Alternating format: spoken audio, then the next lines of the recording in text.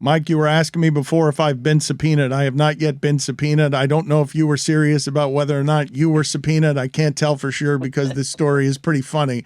Jemele, have you been subpoenaed in the I Sage Steele lawsuit against ESPN? I have not been subpoenaed. Are you Not Are you expecting expecting are you one? expecting to be subpoenaed? no, because I would definitely be a hostile witness. You last time, or I don't know when we talked about this, but we were talking about something that happened with Sage, and did you don't often do this? Did you say it was clown behavior? I did. This was based off the podcast she did with Jay Cutler. It wasn't everything that was said in there. It was just certain comments that she made that I thought, were just kind of silly and ridiculous. I mean, for her to say that Barack Obama, that she's shocked that he identifies so much with being black, considering that he had a very difficult relationship, or some would say non-relationship with his father, is just why. And so I just find it amusing that she's using that as some kind of evidence. I'm like, I didn't even work at ESPN then, so I don't even know why that would be relevant, but this is her cross to bear, not mine. It's just funny to be dredged back into. I don't know if you feel this way, Dan, but I feel like this has happened to me so many times since I left there. I do get a little tired of always being dredged back into their business. It's like I moved on. I'm living my life. I'm enjoying everything that I'm doing. And yet, to quote Al Pacino, every time I try to get out, they pull me back in. And so, not they being the company, but people love to reference me and use me as some kind of example, typically for some nonsense. And so I was just like, I mean, where was all this when I was actually going through some of the stuff? You guys didn't want to talk about me then, but now all of a sudden you want to reference what I went through and use that as some example to help you prove whatever it is you're trying to prove about ESPN's culture. Oh, but I won't let you diminish the nature of your pioneering because you went in the middle of the culture wars. You were actually in the heat of this. And the reason, one of the many reasons I admire you is because you were on the front lines of this with the president of the United States and your mom calling the White House and everything that was happening there. And, that's not what Sage has endured at that company. It is simply not. That's not, you guys are. For her to think that she has been oppressed in some way when she is still working there and suing the company, and they've got an optics problem where they can't throw her out the door because then it would look like they're throwing her out the door for her politics right into her next job, which is the career move of taking the politics that you left ESPN with and seeing where you can end up in the right, on the right side of this culture war. No, you can't diminish that, Jemele. You were at the front lines of the fight and it cost you your job there. I mean, yeah, I mean, I'm certainly not trying to diminish it, but it again, it's just interesting because I had to look this up yesterday because I remember when it was the thick of that time. I remember what she said because she, this was her direct quote, Dan. Her direct quote was, "We're all afraid to comment on things in general these days because you don't want anyone to take it the wrong way. I just think we're in very tough times, and I will say this, and it's not a lack of supporting Jemele. It's simply I just try to abide by the rules." She says now she tries to follow a professional PR person's advice. Just don't press in. And it's proven to be a pretty wise decision in most cases recently.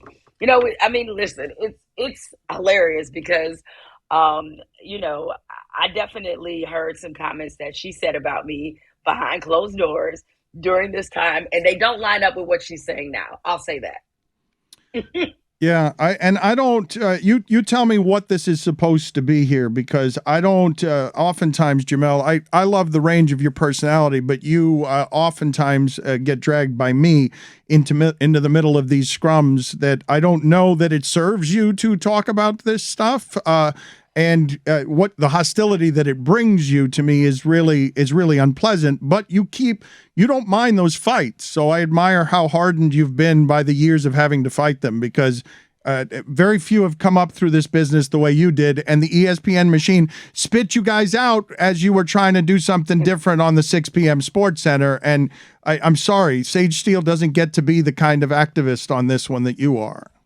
Well, and let's be honest, Dan. I mean, you and I were there long enough. I mean, there were plenty. It seems the gist of her entire complaint, and this is a complaint and a conversation that's happening across America, where there's a lot of conservative thinking people and right wing people who feel like their right to say things is being oppressed and it's being suppressed, and they don't have the same voice that people like you and I have, which I think is really interesting.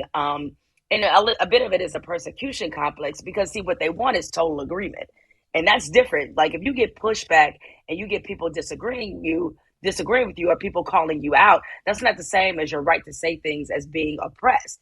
And there are plenty of conservative people at ESPN who have been able to say what they wanted to say, and it's been fine. All right. And so, and at that place, everybody's punishment isn't the same, because they don't have a manual for everything. I remember a similar ESPN controversy I got dragged into. And when Lou Holtz referenced Hitler being a good leader on air, nothing happened to Lou Holtz. He was totally fine. Okay. And as far as I know, he's a conservative, Trump supporting, person. And I made another type of reference about Hitler in a column, and I got suspended. All right. And everybody kept running to me saying, what do you think about the fact they didn't suspend Lou Holtz and all of this? But you understand very easily that punishment often at ESPN is determined by public reaction, and not because they have some guideline that says, okay, if you say something bad about the company here, that's specifically 2 days off air, or this and that. Like, it doesn't work that way. The crux of the lawsuit, or at least what's been making the rounds on Twitter, is that she holds people. I think Dan was named in this specific part. She said that it's a breaking of ESPN policy because people that were at ESPN called her out and criticized her behavior, and that was a larger breach of ESPN policy, not just the talking politics that she did with Jay Cutler. We were making the argument, and yeah, I agree with everything that Dan said. Her plight was so different than your plight over there, and I believed in the activism that you were doing. But Sage Steele is an activist, like it or not. She is actively being an activist for causes we may not agree with. And I don't think that there's a lawsuit here, but I got to imagine it's been pretty shitty being Sage Steele inside that building, given how everybody feels about her politics for the most part. Outside managers.